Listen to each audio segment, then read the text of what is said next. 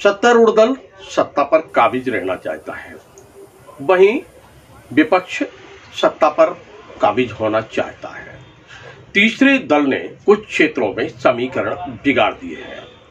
त्रिकोणीय मुकाबला होने की पूरी संभावना है। बात कर रहे हैं मध्य प्रदेश के दमोह जिले के अंतर्गत आने वाला जबीरा विधानसभा 56।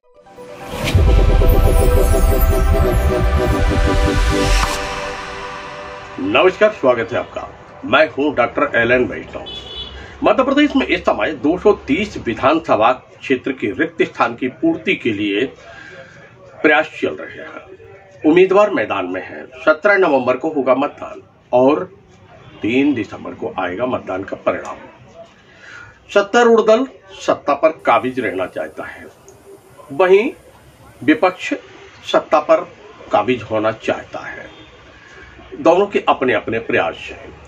आरोप प्रत्यारोप भी हो रहे हैं और वादे भी हो रहे हैं, दावे भी हो रहे हैं।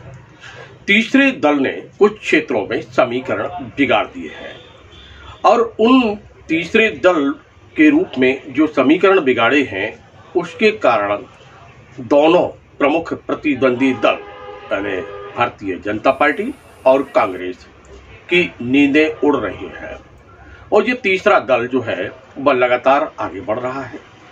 अनेक क्षेत्र ऐसे हैं जहां जी का जंजाल बन गए हैं। ये तीसरे दल त्रिकोणीय मुकाबला होने की पूरी संभावना है। बात कर रहे हैं मध्य प्रदेश के दमोह जिले के अंतर्गत आने वाला जबीरा विधानसभा 56, जहां पर त्रिकोणीय मुकाबला होना है। भारतीय जनता पार्टी और कांग्रेस के समीकरण को बिगाड़ने के लिए तीसरा दल यानी यहां पर आरी चल रही है। गोंडवाना गणतंत्र पार्टी आदिवासी बाहुल्य क्षेत्र है और यहां पर भारतीय जनता पार्टी से बगावत करके मैदान में उतरे हुए हैं विनोद राय। पिछले कई वर्षों से वो क्षेत्र में लगातार संघर्ष कर रही थी, मेहनत कर रही थी और वह घर घर तक अपनी योजनाओं को लेकर पहुंच चुके थे।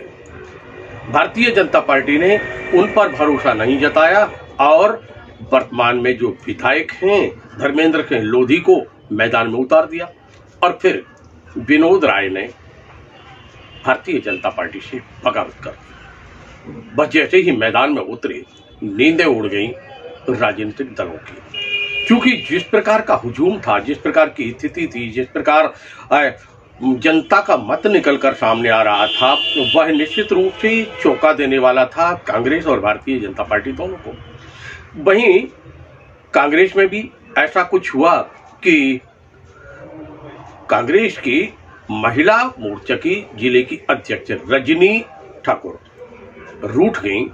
वह टिकट की दावेदार थीं और फिर उन्होंने हाथी पर सवार होना निश्चित कर लिया। वह हाथी पर सवार भी हो गईं और मैदान में उतर गई। लेकिन कुछ दिनों बाद वह हाथी से उनका मोह भंग हुआ और वापस वह अपनी पार्टी में चली गई। हालांकि जो स्थिति निर्मित हुई उससे अलग कुछ समीकरण बनते बिगड़ते देखे गए।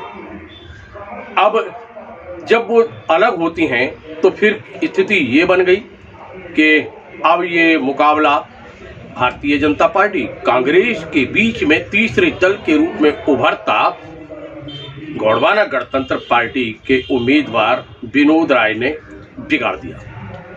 बताया जाता है कि प्रमुख प्रतिद्वंदी के रूप में ये उभर कर सामने आ रहे हैं और कुछ भी हो सकता है। हम किसी की जीत का दावा नहीं कर रहे हैं, परंतु ये जरूर कह रहे हैं कि समीकरण बनते बिगड़ते देखे जा रहे हैं। नींदें हराम हो चुकी हैं दो प्रमुख दलों की और ये तीसरा दल कहीं बाजी न मार ले, इस बात के संकेत जनमानस के अंदर मिल रहा है।